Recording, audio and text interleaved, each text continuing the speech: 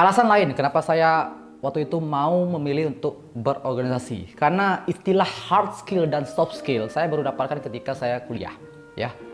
Mungkin waktu sekolah guru-guru tidak mengajarkan bahwasanya adanya hard skill dan soft skill, itu karena mungkin bahasanya terlalu tinggi ya. Hard skill itu adalah tentang kemampuan kita dalam hal akademik atau sesuatu yang memang sesuai dengan jurusan yang kita gandrungi.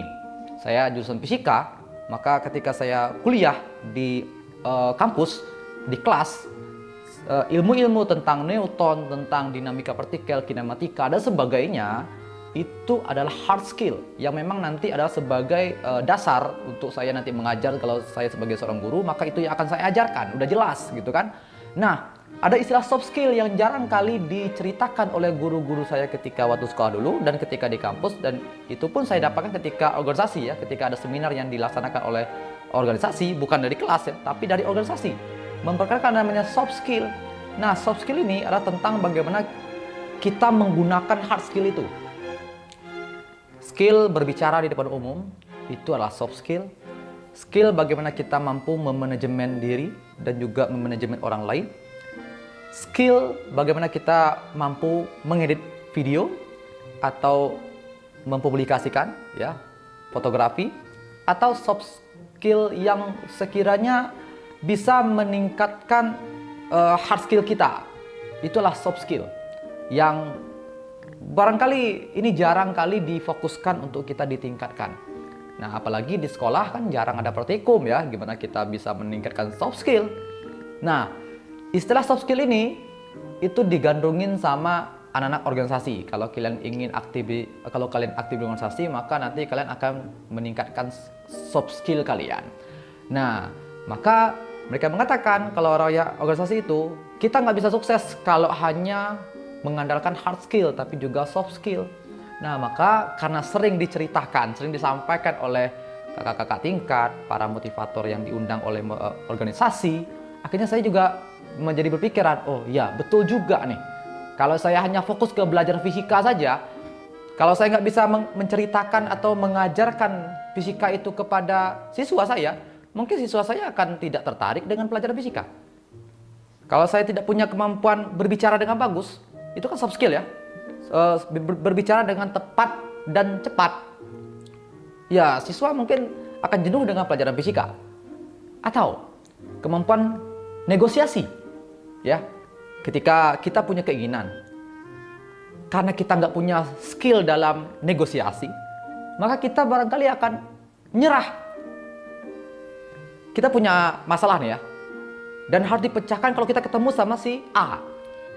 Karena kita nggak berani, kita nggak pede, nggak punya teknik dalam mengarahkan pembicaraan, kita akhirnya sudah langsung memutuskan, udahlah kalau gitu nggak mau ah. Nah, maka soft skill di sini diajarkan di organisasi, dan itu pun bukan diajarkan ya. Kita dimasukkan ke dalam sebuah kolam, dan nanti kita akan berusaha untuk menyelamatkan diri dari kolam renang itu ya, agar kita nggak tenggelam. Nah, organisasi itu mengajar kita seperti itu. Jadi kita dicemplungkan ke dalam kolam. Gimana caranya agar kita belajar di situ menyelamatkan diri dari kolam. Kalaupun nanti kita tenggelam, akan ada orang-orang yang siap untuk menolongnya. Nah, kalau kita di dunia kerja, itu ibaratnya di lautan itu. Kita udah diterjunkan langsung ke lautan. Kalau kita udah punya pengalaman berenang di kolam renang, barangkali kita akan setidaknya masih bisa berenang di lautan itu, di sungai. Nah, soft skill didapatkan dari organisasi. Kita akan merasakan suasana di mana kita nanti tiba-tiba bisa ngomong, tiba-tiba kita bisa memanajemen atau mengelola keuangan organisasi, bisa mencetuskan ide-ide yang barangkali selama ini kita hanya semoga aja bisa seperti itu, atau harusnya seperti ini, harusnya seperti ini. Kita hanya berteori saja. Nah, di organisasi kita bisa mewujudkan ide kita dengan kegiatan yang kita laksanakan. Wah, ini menarik saya pikir. Makanya saya mau ikut organisasi. Oh ya, ada juga alasan yang lain ya. Jadi, kalau saya kan jurusan fisika ya. Fisika itu tentu banyak hitung-hitungannya, soal ujiannya juga sulit. Nah, ada nih ungkapan senior yang menurut saya biasa saja ya, tapi itu penting ya. Dek, kalau kalian ingin dapat nilai tinggi, Nah, gitu kan. Kalian harus bisa mendapatkan soal-soal tahun lalu. Kenapa? Biasanya dosen itu malas untuk bikin soal baru. Dan soal yang tahun lalu itu dimiliki oleh senior-senior sebelumnya. Nah, kalau kita pengen bisa ketemu dengan senior yang banyak dan kita punya alasan untuk ketemu sama senior itu, dengan cara kita harus satu organisasi dengan kakak tingkat itu. Sebenarnya bisa saja ya kita nggak kenal sama kakak itu, lalu kita minta sama beliau. Bisa saja sebenarnya, cuman dia nggak bakal maksimal karena nggak satu wadah, nggak satu kapal dengan kita. Nah, karena saya ikut organisasi dan senior-senior juga aktif di organisasi tersebut, sehingga ketika mau ujian, kebetulan senior-senior itu, ya biasanya gini ya, kalau orang yang aktif organisasi itu dia ada juga yang pintar-pintar itu juga banyak di organisasi ya. Maksudnya yang ketika di kelas dia memang pintar dan aktif organisasi itu ada juga. Nah, jadi saya lebih mudah untuk mendekatinya. Bahkan mahasiswa berprestasi biasanya dari kampus-kampus itu memang orang yang memiliki latar belakang organisasi biasanya. Karena salah satu poin yang dinilai oleh juri dalam pemilihan mahasiswa berprestasi adalah CV-nya, ya, tentang sertifikat, pengalaman atau organisasi dan sebagainya. Nah, maka ketika kita satu organisasi dengan kakak tingkat yang kebetulan pintar pula gitu kan, maka kita bisa minta soal-soal yang beliau simpan sebelumnya, yang barangkali itu sama dengan soal yang akan muncul pada saat kita ujian. Dan saya pernah merasakan itu gitu. Ketika saya minjam soal kakak tingkat sebelumnya, atau kalau nggak minjam, nanya aja gitu. Nanya, ada tempat kita nanya-nanya, atau tempat kita berdiskusi kira-kira seperti apa sih bentuk soal ini. Atau Kak, kalau kita pengen dapat nilai tinggi dengan Bapak ini, apa yang bisa kita lakukan kalau menurut pengalaman Kakak itu. Nah gitu. Kalau kita diam saja, nggak punya mau keluar gitu kan, hanya fokus ke diri sendiri, bagaimana kita bisa sukses dengan kita sendiri saja, mungkin agak sulit. Tapi kalau kita mau bergaul dengan kakak tingkat, nah apalagi kalau kita satu organisasi, maka dia akan maksimal nih. Apalagi kan salah satu modus dari kakak tingkat yang aktif organisasi itu, dia pengen ada yang meneruskan perjuangan mereka di organisasi. Maka dia pengen betul tuh mencari junior-junior yang akan satu organisasi dengan dia gitu.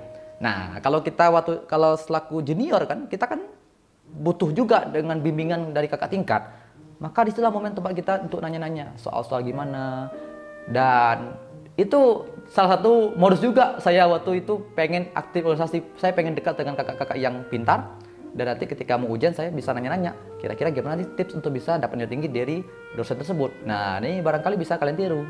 Nah, selain dari itu kan kadang kalau kita mahasiswa baru kan ketika perkenalan organisasi, itu kan yang dikenalkan itu adalah bagaimana senior itu bisa menjadi presiden mahasiswa, bisa menjadi mahasiswa berprestasi, bisa dapat IPK yang komplot meskipun dia aktif di organisasi.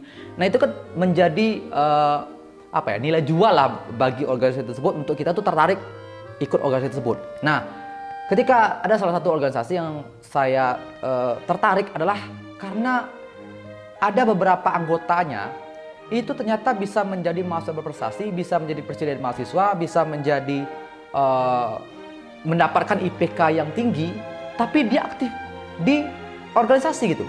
Saya kan jadi penasaran kok bisa seperti itu gitu kan. Nah, kalau kita tidak punya satu ide atau satu kapal itu, satu organisasi, mungkin kalau kita mau nanya secara intens itu kan nggak enak ya. Tapi kalau kita satu organisasi, kita kan jadi lebih enak nanya-nanyanya.